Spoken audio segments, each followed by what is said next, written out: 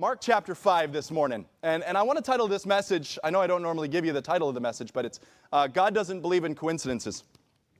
Because I don't know about you, but we've been covering. So when I first developed the series on hard questions that demand an answer, it was a 6-lesson Sunday school series that I did like really, really fast, rapid fire. And then when I decided to do it on a Wednesday night, it took 22 weeks.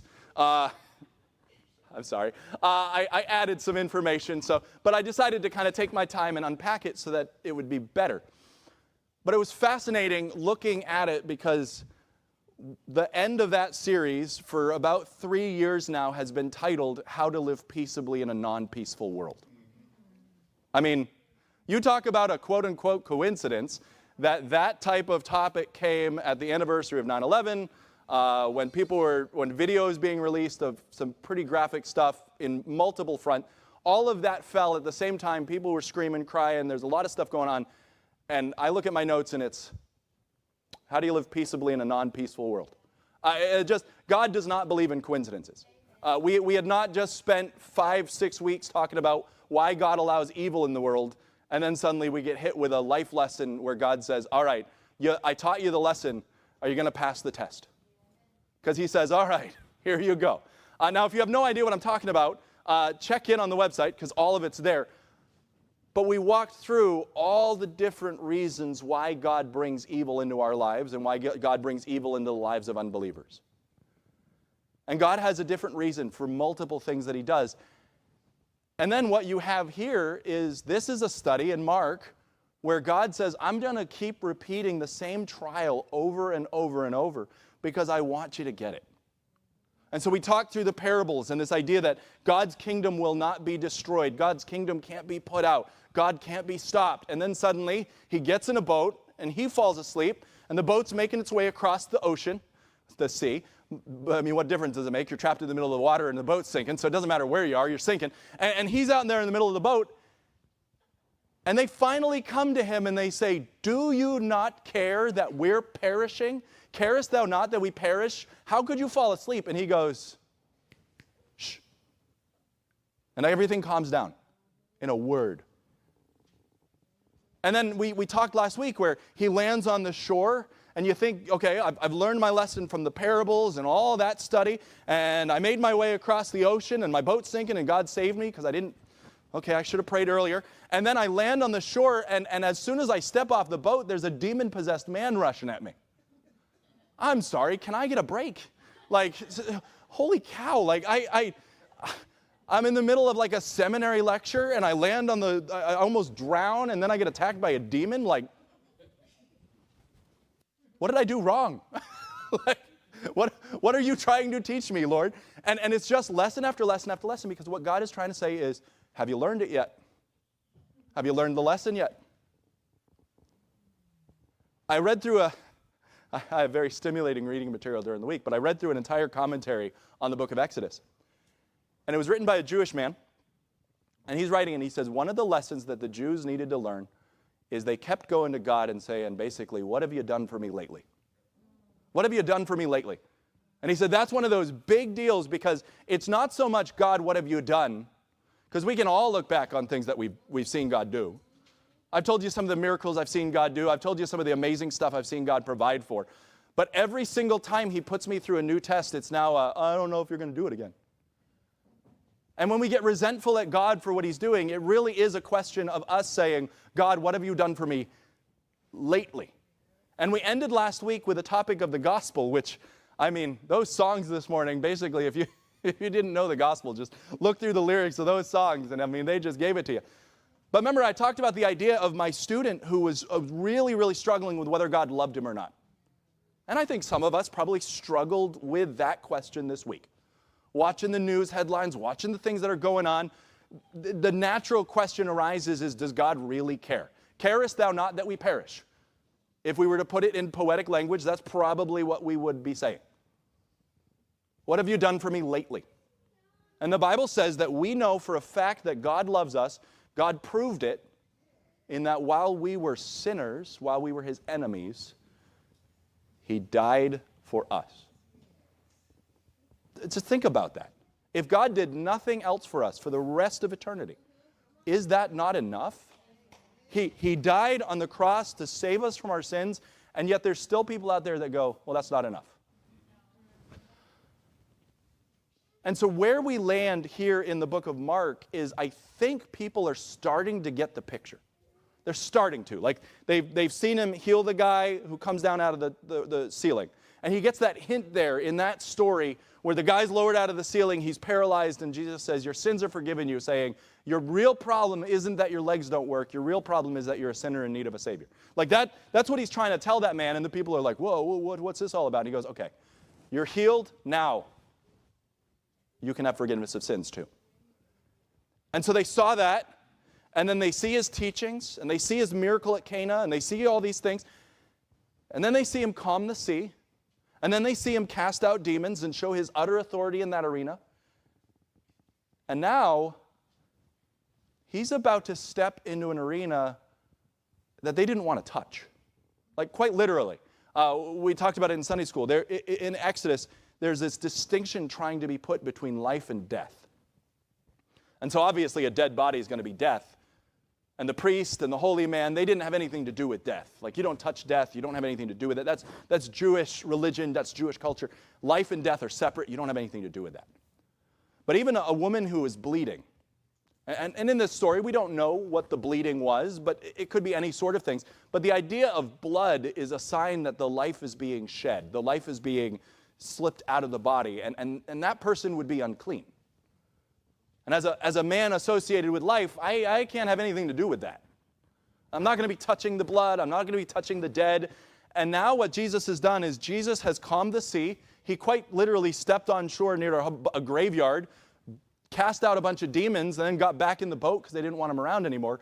And he lands on shore. So again, this is all like boom, boom, boom, boom. These trials just keep coming. And he keeps teaching the same idea to say, hey, do you trust me? Hey, do you trust me? Look at my power. Look at what I can do. Do you trust me yet? And he's showing off his authority over all these areas. And you get to this account here in the end of Mark. And so look at it. Mark chapter 5, verse 20. And Jesus just came off of all of that. And it says, and he departed because they didn't want him around anymore. He left behind a witness. He departs. And he goes, and it says they began to publish in Decapolis how great things Jesus had done for him, and all men marveled. It says, when Jesus passed over again by ship unto the other side. So this is like, a ping pong ball. It's like bink, bink, bink, and it's just kind of like bouncing its way around back and forth across this sea. And Jesus is just constantly moving. And he leaves Decapolis, he goes across the sea, goes to this other place, and look what happens. He gets out, and the people were gathered unto him, and he was nigh unto the sea.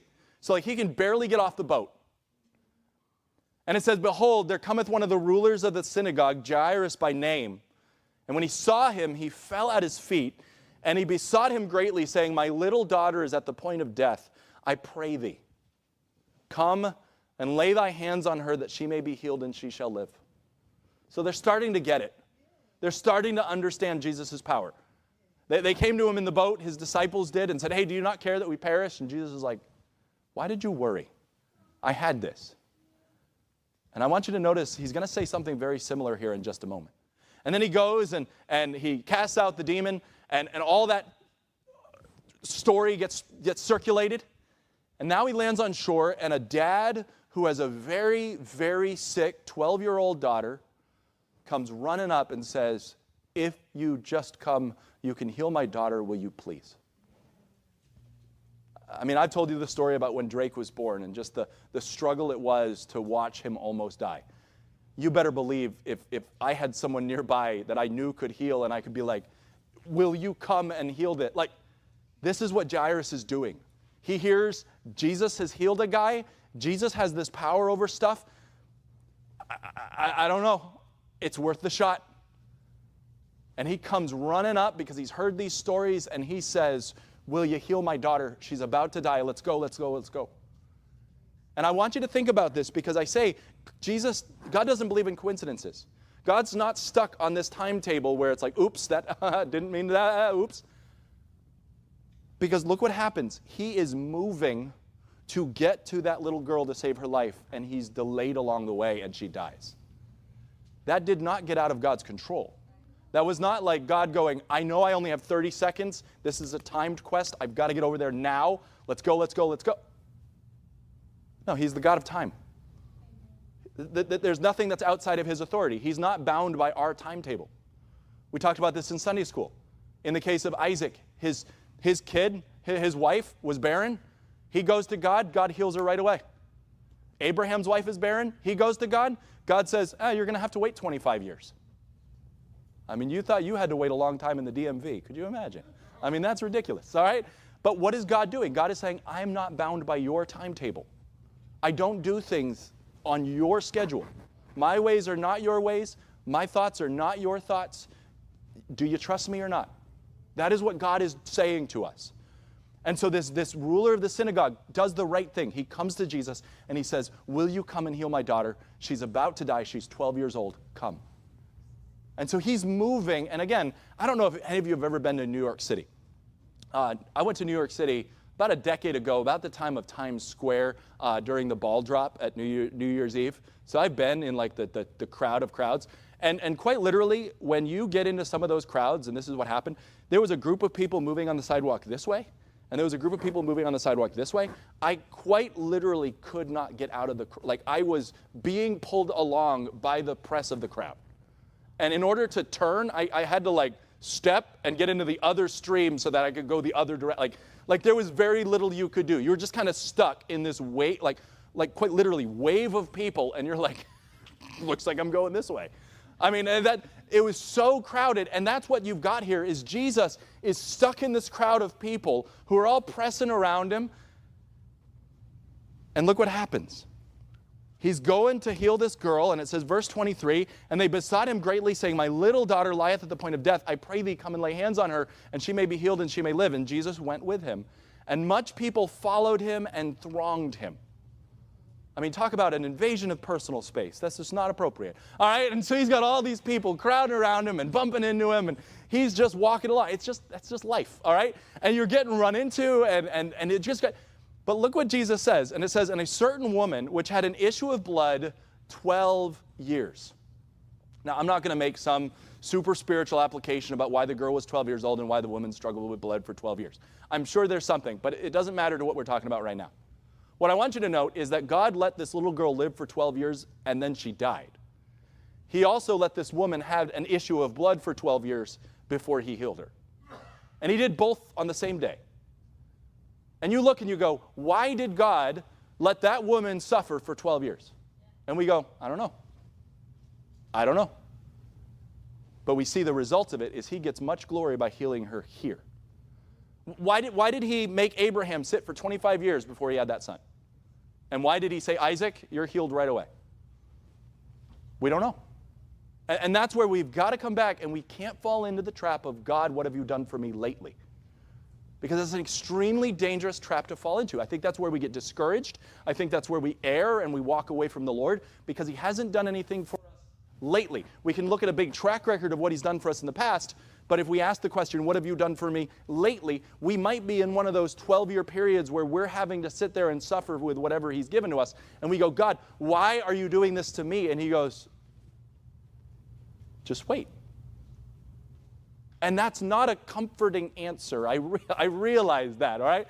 I've been there, all right? When you're sitting there going, God, I just really want this trial to end. And he goes, it's not going to end right now. But look what both of these people did right. Both of these people, the woman who was suffering with the blood and the little girl's dad who just needed a miracle, they both did the right thing. They came to Jesus and begged him for an answer.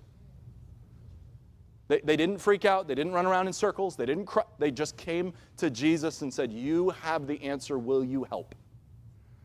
But I want you to notice this, because look what happens. It says this lady, she had an issue of blood, so she's just been bleeding. She's been unclean. She's been kind of probably a cast out. I mean, if you've ever had any medical issue that was like this, I mean, there's probably smells and discomfort, and it's just not a pleasant situation for you or anyone around you. And so she suffered immensely. And it says here, she not only suffered immensely, but she did what a lot of us can sympathize with. She suffered many things at the hands of many physicians. All right? All these doctors tried to figure out what was wrong with her and couldn't figure it out. okay? We all can kind of sympathize with that. Some of us more than others, all right? But here's this lady who's stuck for 12 years. She's going to doctor after doctor after doctor. They can't figure it out. She's becoming a pariah. And she says, my only hope left is just to rush to Jesus and maybe I can touch him. Maybe. And I want you to notice this because Jesus is so aware. Remember the boat? He's asleep, and they come running up and they say, carest thou not that we perish? And he goes, why did you doubt? What he's saying is, what do you mean I don't care?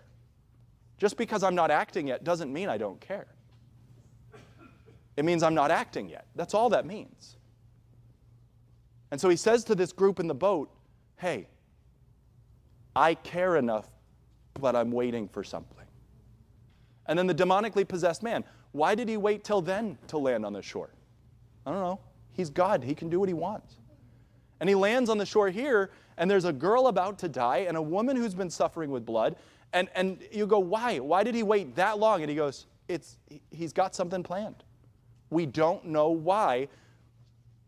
She suffers at the hand of the physicians, but she never left God's care.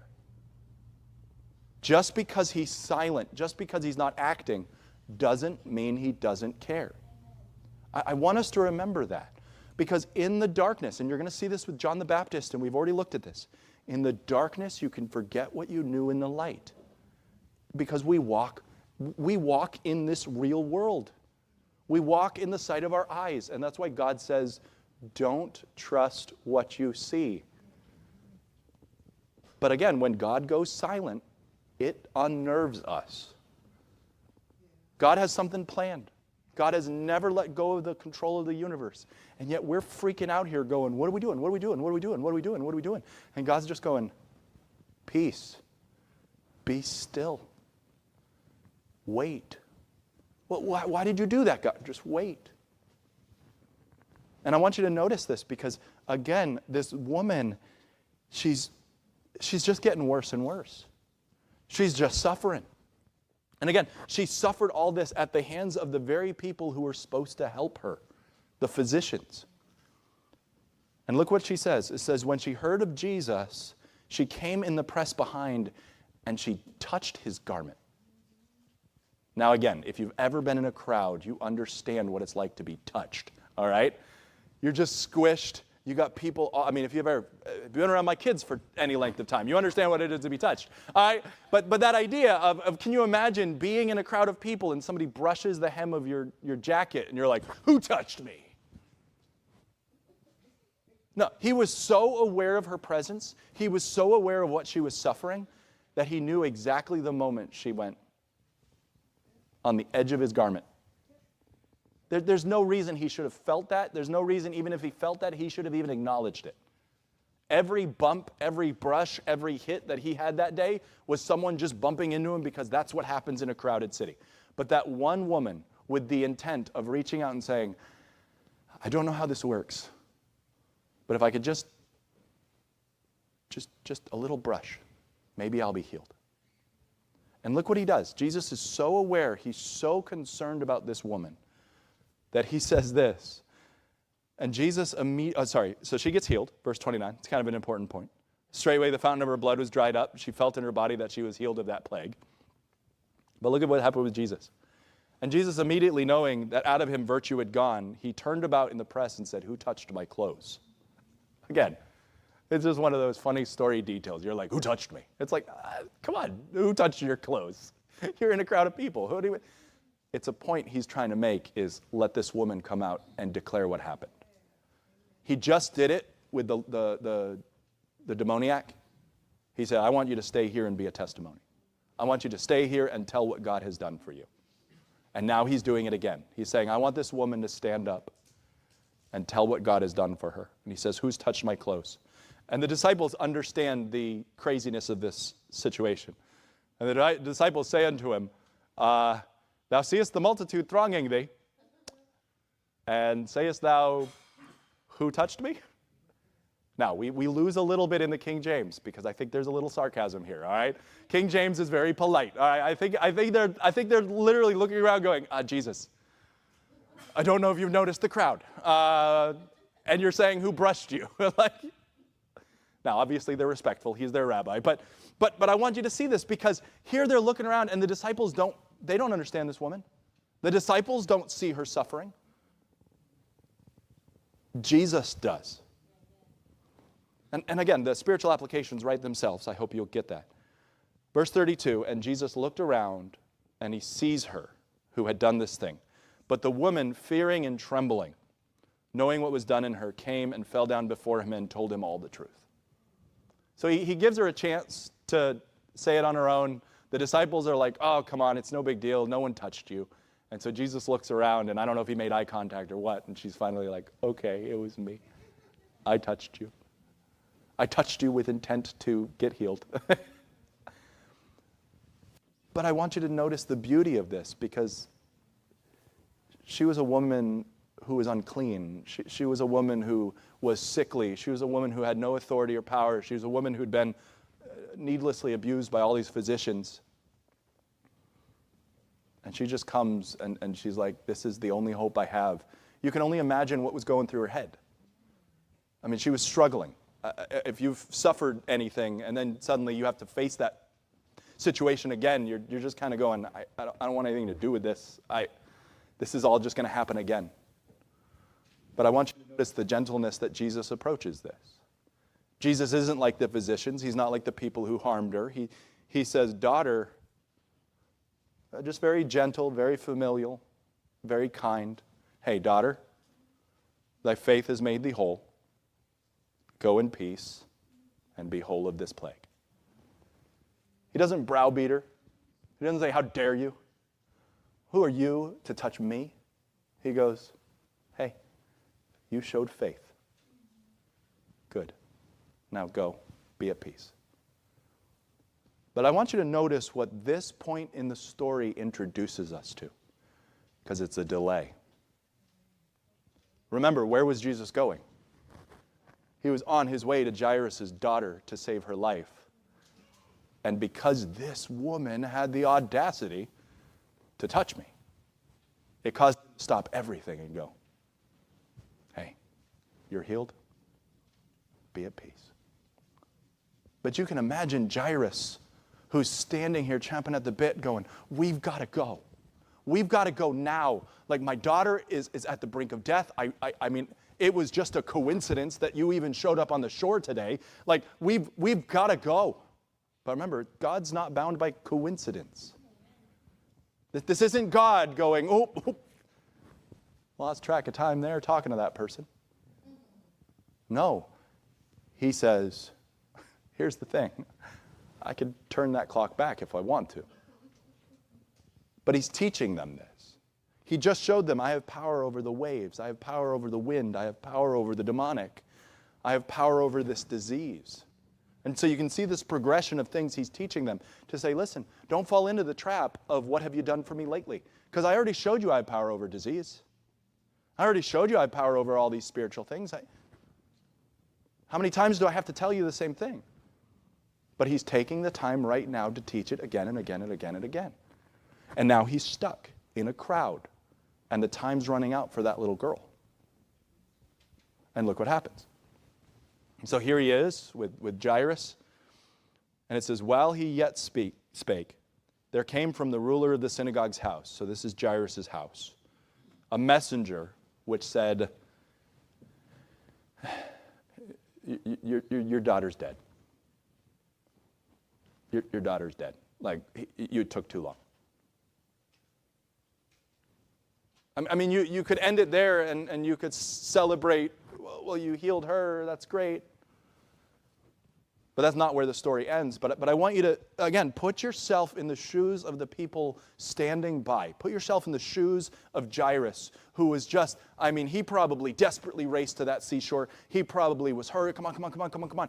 I mean, he was probably like, crowds, get out of the way. Come on, move. Like, we've got to go now. She's about to die now. We've got to go. And I mean, he's trying to push them along. And Jesus says, who touched me? Okay. How many of us, that is us with our struggles, us with our trials. We're saying, God, hurry it up. Come on. This week, can you take care of this problem? Come on, right now. Can you take care of it now? Like, I'm about to die here. Like, Lord, I need you to hurry. And God's like, be still. I mean, that's what he's doing. He said, be still. Just wait. But we've got to feel for Jairus. Jairus is in panic mode right here. He's desperate. He went to the right man. He has the right faith. He's sitting here going, and you can almost physically see him bottling it up, going like,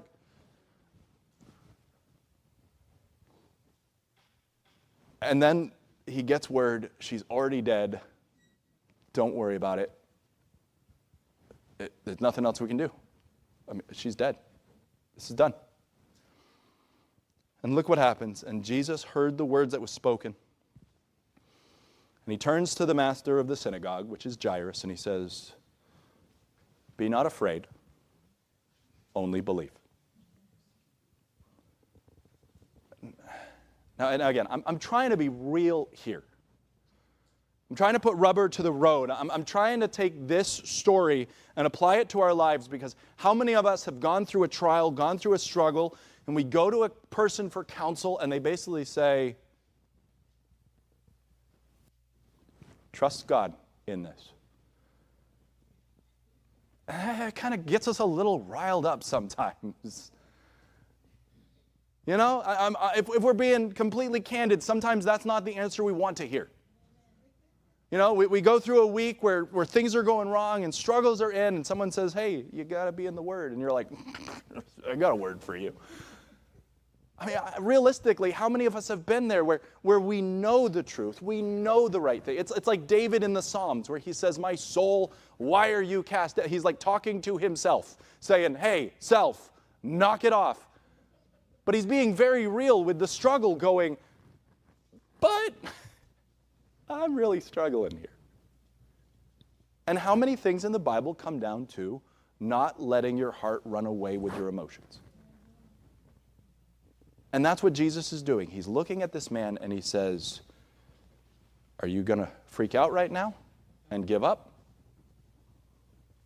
Or are you going to make the right choice, which is be not afraid and believe? And that's really hard to do in the moment, which is why the Bible keeps saying, do not walk in the sight of your own eyes. Don't let your heart run away with you. And here is a man whose daughter literally just died. He has no experience with Christ. He's only heard the rumors, and he's going, I don't know this guy. I don't know who this Jesus is. I don't know what this Jesus is capable of, but I've heard stories.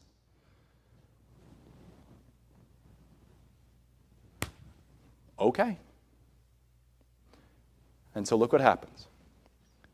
And he suffered no man to follow him, save Peter and James and John the brother of James. And he cometh to the house of the ruler of the synagogue, and he seeth the tumult, and them that wept and wailed greatly. Now, to understand this verse, you got to understand, in Jewish culture, they would quite literally sometimes hire mourners who would come and start screaming and mourning and just showing how much that person was loved. I mean, just imagine that, you know. We get our funeral arrangements made up. We've got the body identified. Okay, the body's dead. All right.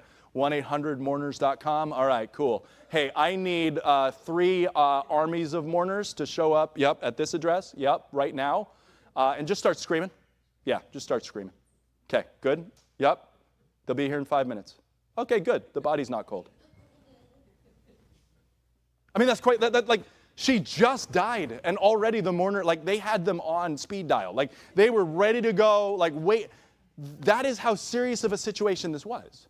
She was at the verge of death. They had already made funeral preparations. They were already ready to go with all of this situation, and they wasted no time pulling that ripcord and saying, all right, guys, let's pack it up. It's done. Let's wrap it up. Mourners, let's go.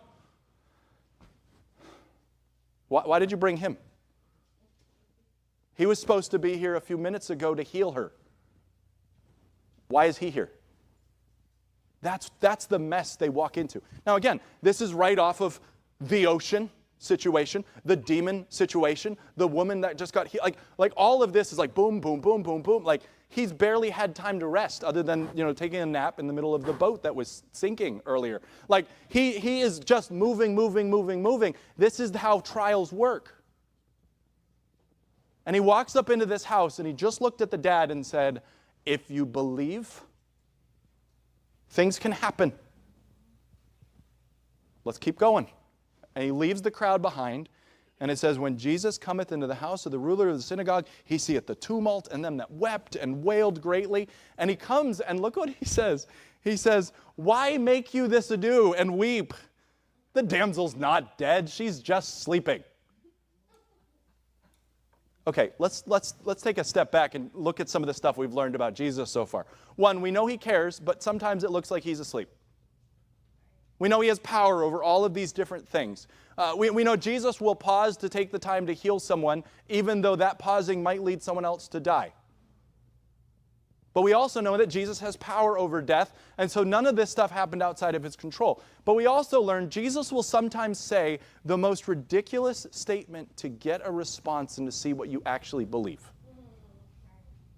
He will sometimes put you in a spot and say, how much do you really trust me?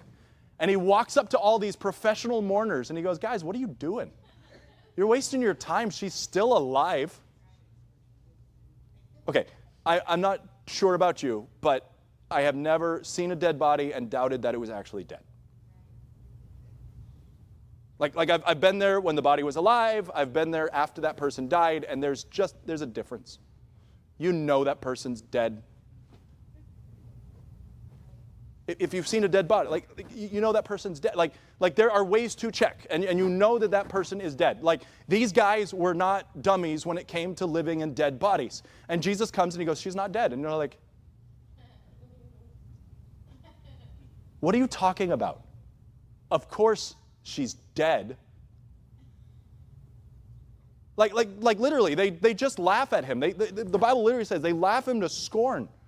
They're like, you're some sort of moron. Like, what on earth do you mean she's not dead? But look what happens.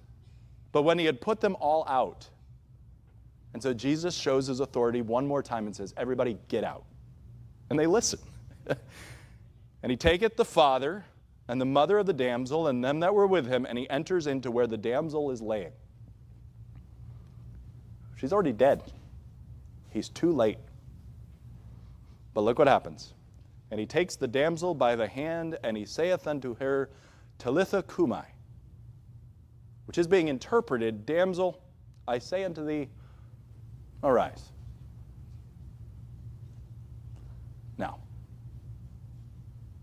you're watching this without the benefit of hindsight. You see a man, just go up to professional mourners and say, go away, she's not dead. And then you see him walk in, and he grabs a little dead girl's hands, and he says, all right, time to get up. Again, just now you know why the general reaction to Jesus is just astonishment. Because there's just things that he does that you just kind of, your jaw drops open, and you go, what? But when God is working, and when God decides, so to speak, to wake up and take control, it's astounding what starts to happen. But like I said, you might be in the spot today where you are in that time period where it looks like God is asleep. And that's why the Bible will say, like, Lord, awake and save us. And it's not that he's literally sleeping, it's just for all of what it feels like to us, he's asleep. Things are getting out of control, things are spiraling, and we're like, God, what are you doing?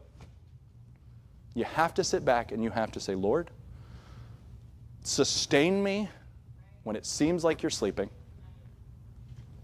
but will you please wake up soon and take care of this? But you have to trust his timing, because again, if he has to do a miracle, then he will. And that's what he does to this little girl. He says, get up. And it says, straightway the damsel arose, and she walked. For she was about the age of 12 years, and they were astonished with great astonishment. And I think they're noting that 12-year connection just to say, this woman suffered for 12 years, and that little girl grew up for 12 years, and then God took her. And then he gave her right back. Just to show, same timeline, completely different suffering, completely different effects, same God, and he can do a miracle in both cases. And it's amazing because it says, and he charged them straitly that no man should know it, and commanded that they give her something to eat. But we all understand people don't tend to keep their mouth shut with certain things that happen. And so the story still gets out anyway, even though he said, let's. It's unfair that these mourners showed up to mourn a dead person and I brought them back to life. They were doing their job.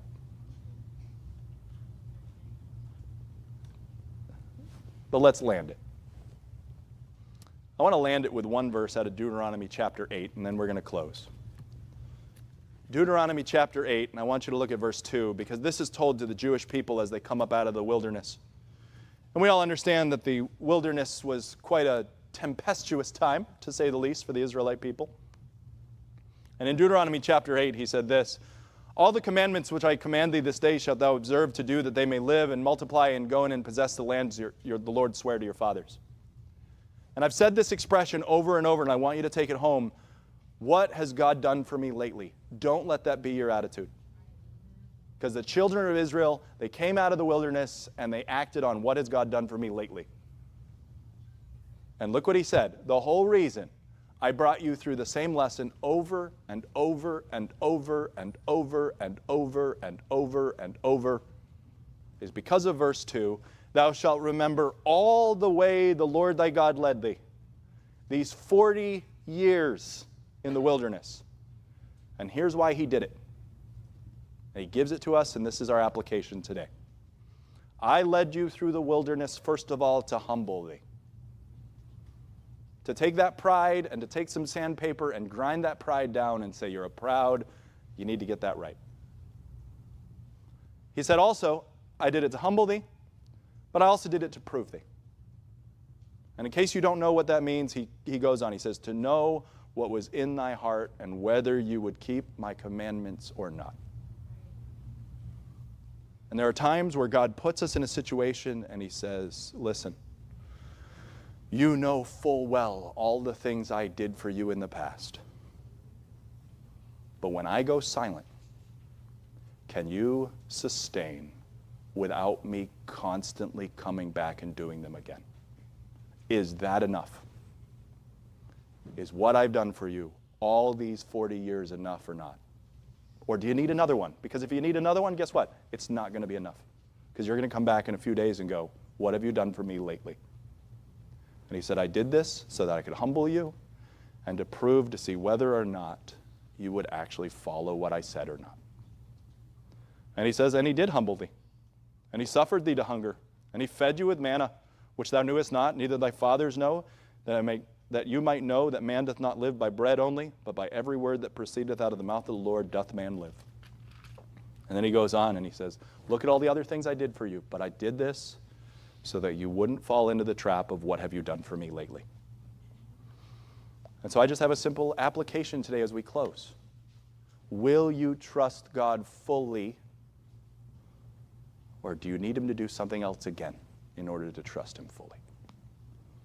Take encouragement in this truth. Take encouragement in the power. Take encouragement in what we've seen God do. We're going to close here in a word of prayer. I'm going to ask Deb to come up and play on the piano just for a moment. We're going to open up. If you need to come forward and pray, come forward and pray. If you need to talk with someone, grab someone in the room, talk.